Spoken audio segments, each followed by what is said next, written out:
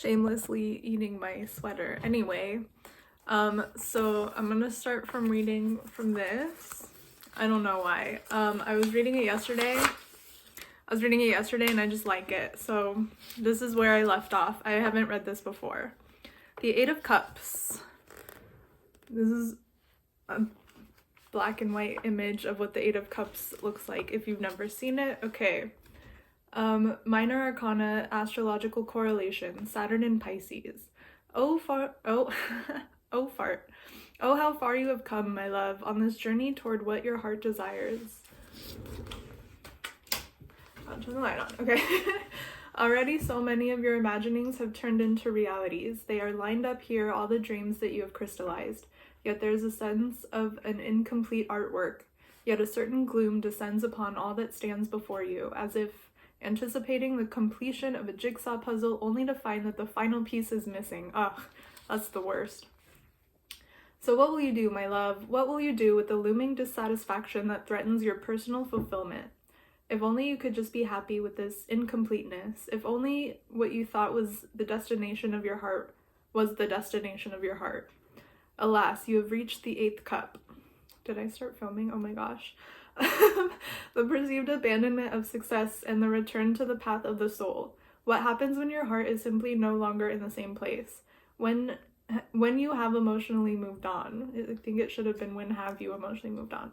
Remember, by the time you voluntarily abandon or move on from a certain situation, you have already emotionally moved on.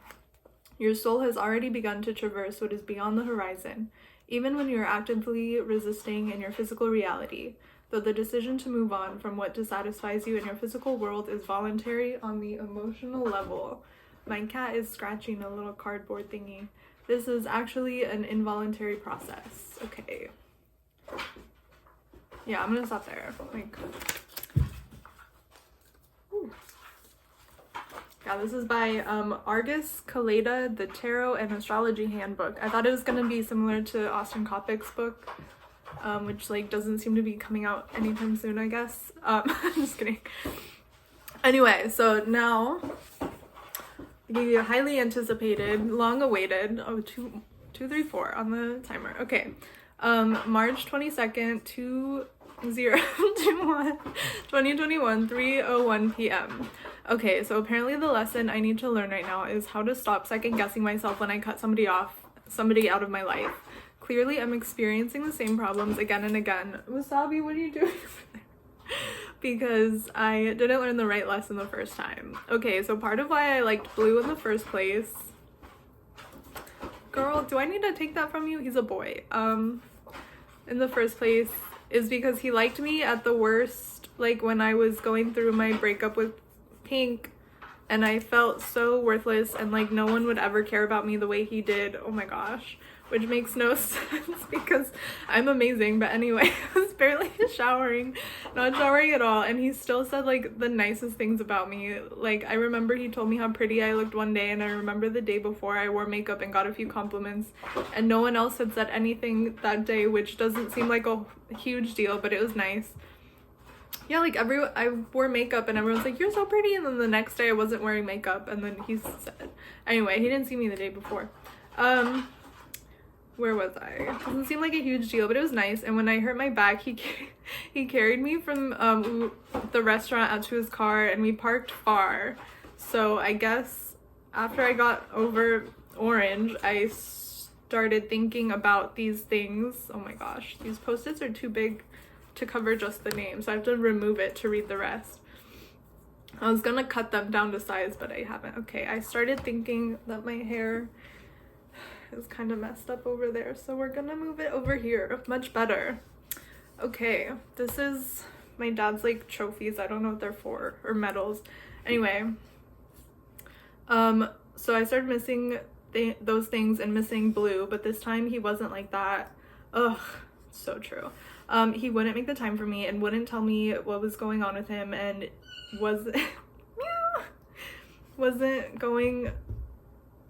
he wouldn't tell me what was going on with him, and he wasn't responsive when I would text him, and I felt so confident at the beginning, and I'm like, I was so sure he liked me, but he just stopped putting in any effort after like 2 months, and we didn't even see each other after that for see each other often for those 2 months.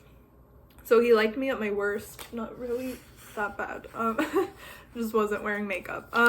Not at my best, which is so weird, but I think the lesson I'm supposed to learn, I didn't pronounce the N in lesson. The lesson that I'm supposed to learn is that I should not have felt bad for cutting Blue out of my life. The first time when I told him something he did made me upset, and I didn't like his reaction. Like, I wanted to talk about these things and he would just blow them off, and I keep trying to get him to say something and he just doesn't, and it's so frustrating and I can't deal with it, and there's no way it'll work out. And I already knew that from last time, and I knew he was nice and that it would help my self-esteem. Oh, that's mean. I knew I didn't feel anything when he touched me like I did with Pink, but the reason I stopped liking him was that he wouldn't talk to me about what I was upset about. So now I know that if in the future I stop thinking about stabbing him next time I see him, and want to talk to him for some reason, I know that it's not worth it because he doesn't respect my boundaries. Or this is one sentence. There's not a single period. Okay, or remember things I told him most of the time, and there are examples of all these from the first and second time. So maybe the lesson is listen when someone tells you who they are, and maybe astrology will help with that. Ooh, that's what I'm doing now. Okay, and obviously since astrology is like the first thing that's made me feel this way, like I could keep learning about it for the rest of my life and I still find it fascinating. And Blue thinks it's creepy. Wrote a song about that if anyone wants to know. It's on my other channel. Okay. He thinks it's creepy, and I won't explain why or anything else for that matter. Obviously that wasn't going to work out, and so there's really no reason for me to think that he's changed at some point in the future, or that anyone else I cut off has without evidence, or the same things are going to happen but worse. Finally a period. New paragraph. Okay. Another thing I want someone to figure out is like whether I can pick up on other people's energy. I read in my chart that that's a possibility, and it makes sense that if that's possible, because growing up with my mom, I probably learned, and I'm saying my mom now, but when I was young it was my mom and my dad and brother all always fighting, and I need to learn how to live in that.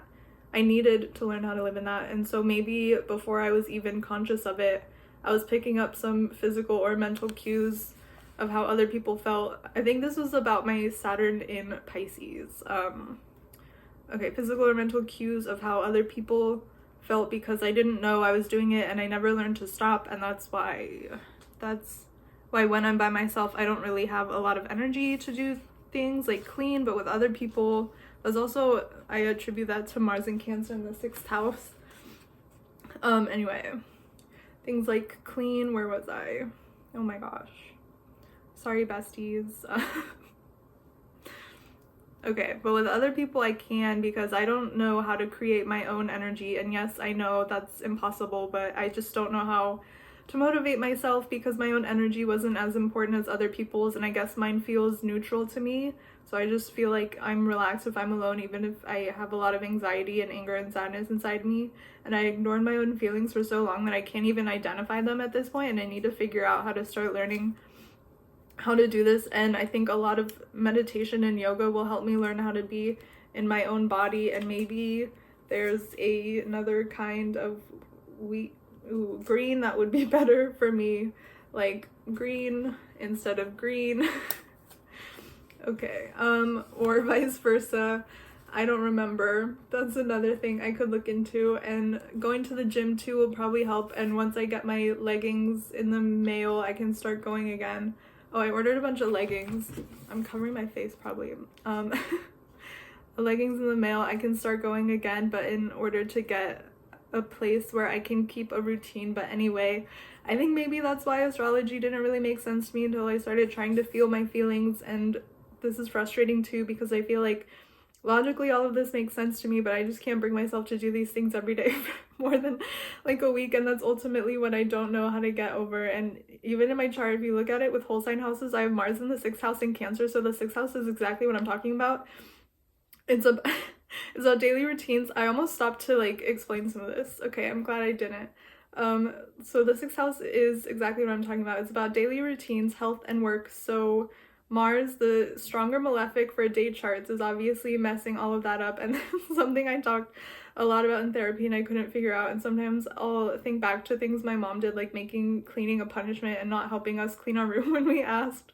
Instead, she yelled at us and said if we wanted her to help, she would throw everything around and make a bigger mess. And even worse, I forgot to say she yelled about how she didn't make the mess, so the logic, even at 5 years old, was faulty. So that's probably a really big part of why I didn't like cleaning, and there's more things like that. But even though, yeah, she literally was like, if you ask me to help you clean again, I'm gonna take things that are put away now and like throw them around. And then I was like, okay, so then if I ask you for help and you do that, then you'll have made the mess, and then so I have to ask again, but then you'll have to help me clean it up because you helped make the mess, so now you have to clean it.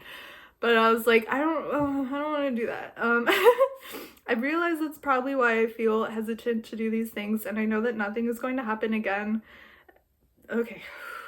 And maybe I could watch Tidying Up with Marie Kondo again, because I really only watched one episode, I think, but it might be helpful in helping me let go of some of those feelings that I didn't even mean to hold on to this long. And I think once I figure out how to overcome this obstacle of routines, I can really put all of the things I'm learning together and make sure I'm taking care of myself. But taking care of myself first. But again, this is a pattern that I keep experiencing, and I'm not sure how to get past it, so maybe I need to combine those two things and make a routine that's more based on feelings right now rather than physicality. Maybe that's where the placement of Mars in Cancer comes in. I think when I'm able to sort of listen to my body and see what exactly I need at different times, it'll be a lot easier to take care of myself. So maybe instead of prioritizing physical health right now and going to the gym, trying super hard to eat healthy or even cook, I can focus more time on emotional health, and I could make sure to journal. And even now I feel a little bit of energy, and maybe just because I haven't been thinking about what's his name, but I feel like I'll be able to clean my room or shower soon, and maybe making a list of things I want to get done and how I can do that. Or I could go on TikTok and try to find a niche that has an energy I like and a nice mix of positive and funny, and I can have a good time, especially if I find like a specific mental health video that I like. Plus, I think learning about astrology naturally involves some self-reflection. Maybe I can start looking at co-star or the pattern every morning when I wake up, and that could help me, 1, start my day with something I like and want to do, 2, allows me to figure out where I should be focusing energy based on what the planets are doing, and 3, be more mindful, and hopefully I'll want to start writing down some things I'm noticing, which will push me to journal more. I think that will be a good way to trick myself into starting a routine that works for me, and I think journaling will make it easier to have light conversations with people when I'm upset, because at least I got all my feelings out somewhere and I understand my own feelings, so it won't bother me so much when other people don't. And that's what I was thinking earlier, that if there's something really bothering me that I can't stop thinking about, I can journal first and then talk to a less judgmental friend like Orange, or maybe then I need to tell Green and I can just say a super simplified version of whatever's happening so her attention span won't maybe that phrasing was weird, but I mean, like, I won't be hurt or offended if I start telling her about a problem and she just brushes it off or comes up with an obvious solution that I tried or don't think would work for whatever reason. But if she's not the first person I tried to tell, it won't be so bad, and it's not like her fault necessarily. We're usually at work. And another thing I just thought about is how people can tell when I'm upset even when I try really hard to hide it, and maybe that's related to like feeling people's energy. Maybe I learned how to project my own energy to other people because I need help, but I don't know how to I wrote answer that and crossed it out. I don't know why I wrote that. I meant to say ask for help, but yeah, the only way I can relate to this to anything that makes sense is like the power that Jasper has in Twilight to control the energies of people around him. Like, if I can figure out this is actually something I can do and can actually do it well, I think serving will be a lot easier. I've been thinking about quitting, but I kept putting it off until they made me a server, but I don't really have very much serving experience. But maybe I can ask for less time at work. Like, maybe if I work mornings again or only 4 days a week, I could say that stress is causing my health issues and kind of give myself a reason to take some time off without feeling guilty. And if I only work a few times a week, I'll make more money through unemployment, and I could, what is that? Oh, my dad's home. I'm gonna pause this. All right, my dad has left again, and my cat is back. He was just chewing on my freaking charger cord. Shameless. Anyway, forgot to pull out my journal again. So where did we leave off here? This one. Should have had this open before filming. Okay, so I remember saying I'll make more money through unemployment. Okay, so we're continuing from there. And I could try to do some kind of working from home, like transcribing audio files or something, and maybe there could be something I could do with astrology if I looked hard enough. I could look into that, but at least that way I can get some time away from work but not have to worry too much about finances and still get some experience and stuff and chances to practice picking up on energy, and my life will still have a sense of stability for now. And then once I feel more comfortable serving at Bright Pink restaurant where I know the menu, I can finally decide if I want to stay or try working at another restaurant, or I could do something like just bartending at a nicer place, but that's only if I get comfortable enough to do it.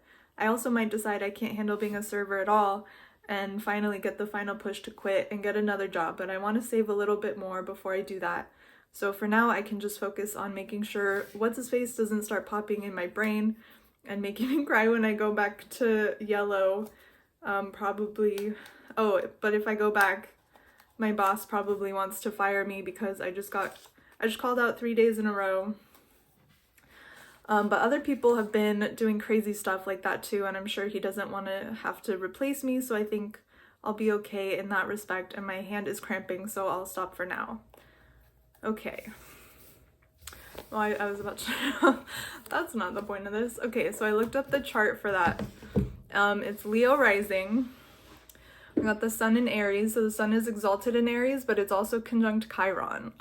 This is a little off. Okay. It's conjunct Chiron. Chiron, I was gonna say this later.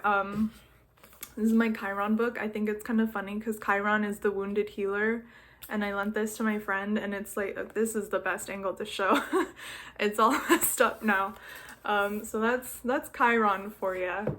I actually sat down to record this during it was a new moon in Aries conjunct Chiron, like all the sun, moon, and Chiron were all at like 19 Aries.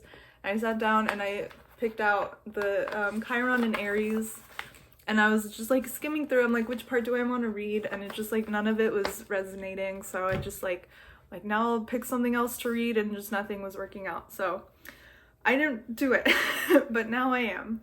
Okay. So we've got the sun conjunct Aries, so there's a lot of pain there. I'm just like, oh my gosh. Yeah, this was like the last straw before I quit my job. I was like finding out this guy went out, he was on a date with another girl who worked with us. Yeah, that was my last shift. I didn't go back.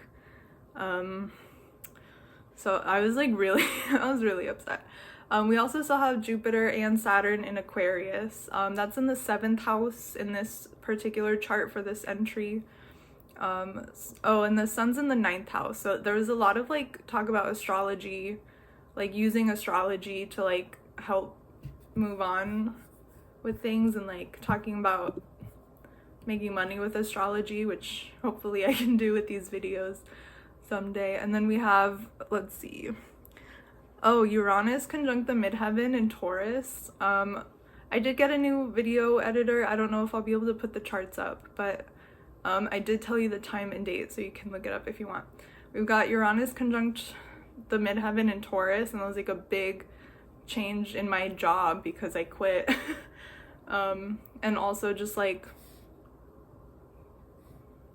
I'd been there for a long time, specifically because there was a girl that I liked, like my first day of like orientation. She walked in the manager's office like right before I was about to leave to start her shift, and I was like, oh my god, she's so pretty, and like it felt like love at first sight to me. So like I probably could have left that job a lot sooner, but like it's like then I won't get to work with her, and then she was straight, so then this other guy asked me out, and I'm like, well, the girl I like doesn't like me, so let's see what happens. That's kind of like Yeah. What are you, Wasabi, swatting at my hair? You can't see him. Okay, and then we also have the moon in Cancer. The moon rules Cancer, so that's pretty good. My analysis of this is like just not coming through. I'm like, that's good. Yeah, the sun's in its exaltation in Aquarius, and the moon is the ruler of Cancer. So those are pretty good. Moon in the 12th house, there was a lot of like analysis, like psychoanalyzing myself and like talking about learning lessons and like feeling betrayed by somebody. 12th house is kind of like enemies, like hidden enemies. Like this guy was telling me that like he literally told me like I was the prettiest girl that worked at this restaurant, and then went out with another girl at this restaurant. So like I felt really betrayed, very like 12th housey, I think. And then we've also got some like Mercury conjunct Neptune and Pisces, which if you use traditional rulerships, Neptune is the ruler of Pisces, but I use if you use modern rulerships, Neptune, just talking about Neptune I get all flabbergasted. Using modern rulerships, Neptune is the ruler of Pisces, and then Mercury is in detriment and or antithesis, I think is a better word. Antithesis and fall. So Mercury is not comfortable in Pisces. It doesn't have the resources that it needs. And just I felt like Neptune's very, you know, like fantasy and like delusions. Like I felt like I was being lied to, and then also like kind of being delusional about it myself, like convincing myself that me and this guy were like soulmates, even though I stated in the entry, I'm like, I knew this wasn't gonna work out. Like we'd already tried this and it didn't work. And yeah, I was just like lonely, I guess, and COVID was happening. I'm like, I could die, he could die like any day. Like we might as well have some fun before we go, you know. It's very dramatic. There's also Mars conjunct the North Node in Gemini in the 11th house. 11th house is like groups of people that have a common goal. So like I think of coworkers, it could be friends, it could be like a book club, whatever.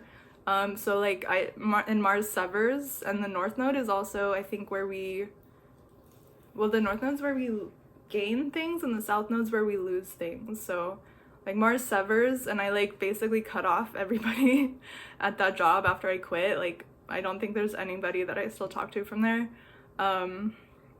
because like we don't need to get into it, but a lot of them thought my roommate was lying when she said that she was raped. So I was like, I hate all of you. Refuse to ever talk to any of you again. So yeah, I basically cut off everybody from that. And then like my dad helped me find a place to live where I wouldn't have to pay rent, so I didn't have to keep working there, and that was really nice. So I like got a lot of stuff there. Like I feel like I gained a lot from that.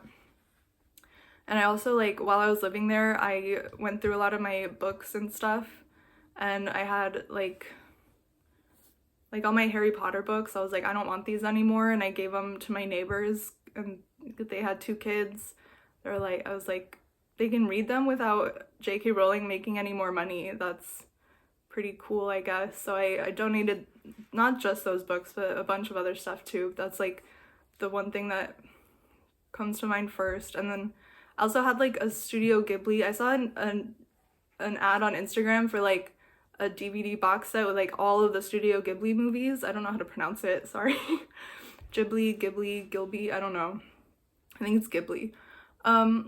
But I had like the DVD of all of them, and then on Hulu, I think they added a lot of them after I bought it. So I was like, I don't really need this anymore. And they were half Korean, half Japanese, like the kids. The mom was Korean and the dad was Japanese, I think. So yeah, I was like, do you guys want these movies? Because I'm not gonna watch them probably because they're on HBO Max. So that was nice of me, I think.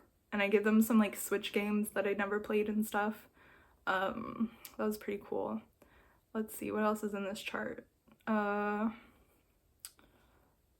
only other thing, oh, Pluto in the 6th house. I was talking a lot about like routines and stuff and like trying to transform my routines, and Pluto is like transformation, and usually like transformation that results from kind of like traumatic experiences.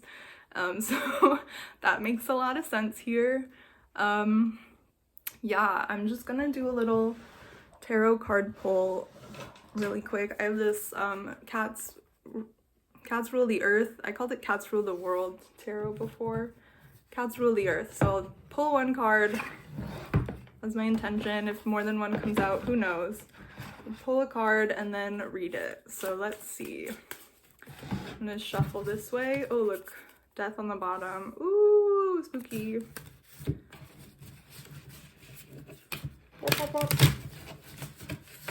I'm not good at shuffling like that, so we're just gonna do this one now. Oh, okay. It kind of like flipped over, so I'm gonna just take this card. This is the Four of Wands, and I will find it here. Pentacles, Swords, Cups, Minor Arcana. Okay, Four of Wands. Here we go, and it's upright. So that means celebration, milestone, fulfillment.